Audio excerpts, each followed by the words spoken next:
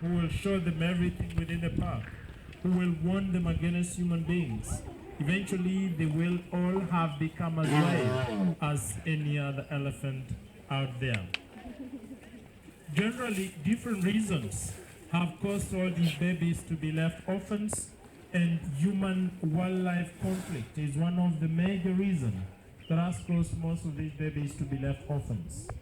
Human-wildlife conflict is a bigger problem in our country at the moment, and it is a problem because there is always an increase in the population of man or human beings compared to the space or size of land. And this has caused human beings to occupy areas that belong to wild animals. And that is why areas where these animals have known originally to browse and look for water have been occupied by people. Migratory routes of wild animals no longer exist. They've been occupied by farmers. And people are doing farming, building structures, doing lots of developments along these areas.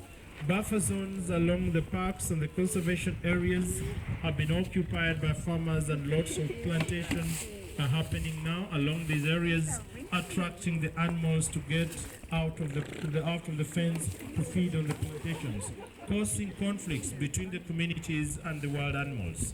So in that process of the fight, sometimes the mothers end up being killed, sometimes the babies end up being killed, and sometimes the mother and the baby end up being separated, and nobody knows where the other one went.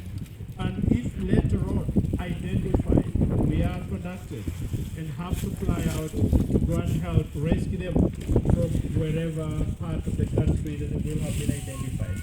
And that is why human-wildlife conflict is one of the major reasons that has caused most of these babies to be left orphans and therefore brought here in the nursery. Ivory poaching is another